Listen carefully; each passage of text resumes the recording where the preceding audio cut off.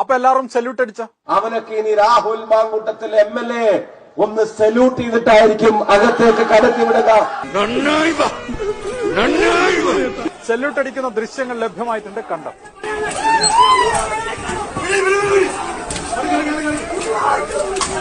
അല്ല, നിങ്ങൾ കോടതി പോയപ്പോ അവിടുത്തെ ചേച്ചി എന്തോ പറഞ്ഞല്ലോ?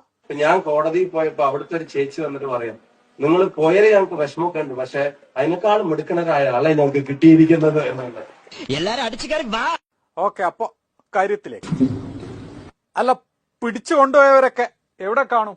ആ പിടിച്ചു കൊണ്ടുപോയവരൊക്കെ കണ്ടോൺമെന്റ് സ്റ്റേഷനിലും തിരുവനന്തപുരത്തും പരിസര പ്രദേശത്തും ഒക്കെ ഉണ്ടാവും. അല്ല, നിലമ്പൂരിലുള്ള ചേട്ടന് പാരിതോഷികം കൊടുക്കാൻ വേണ്ടി തയ്യാറാക്കുമ്പോഴേക്ക് ഈ ചേട്ടൻ ജയിലിലായില്ലേ? നിന്റെ സർവീസിനുള്ള പാരിതോഷികം തരാം, അത് തരാം കേട്ടോ. അദ്ദേഹത്തിന്റെ താമസം മാറാൻ വേണ്ടി പോവാണ്.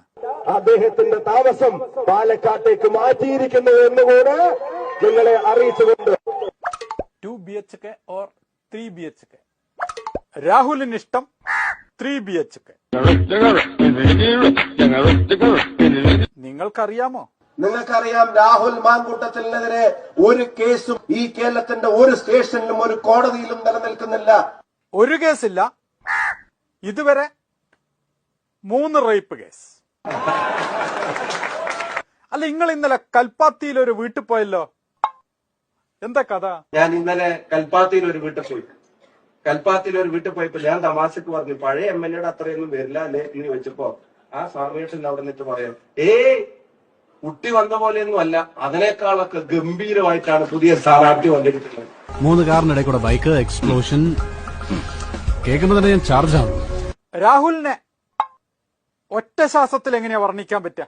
സമരമാണെങ്കിൽ സമരം, ജയിലാണെങ്കിൽ ജയിൽ, പോരാട്ടമാണെങ്കിൽ പോരാട്ടം, ഒളിച്ചോട്ടമാണെങ്കിൽ അത്, ഇനി അതല്ല വയനാട്ടിലെ സാധാരണക്കാരൻ സർവ്വതും നഷ്ടപ്പെട്ടു നിൽക്കുമ്പോ അവർക്ക് താങ്ങും തണലുമാവാൻ ഇന്ത്യൻ യൂത്ത് കോൺഗ്രസിന്റെ കേരളത്തിന്റെ സംസ്ഥാന കമ്മിറ്റി അവർക്ക് 30 വീടുകൾ നിർമ്മിച്ചു കൊടുക്കുന്ന ആ പ്രവർത്തനങ്ങൾക്കും നേതൃത്വം നൽകുന്ന ഒരാൾ. അപ്പൊ 300 വീടാവും. അല്ല, വീടുകൾ എന്തായി? 30 എണ്ണം നിർമ്മിച്ചു കൊടുക്കാന്നാണ് യൂത്ത് കോൺഗ്രസ് തീരുമാനിച്ചത്. പിന്നീടത് 30,000 എണ്ണാക്കി ഉയർത്തി.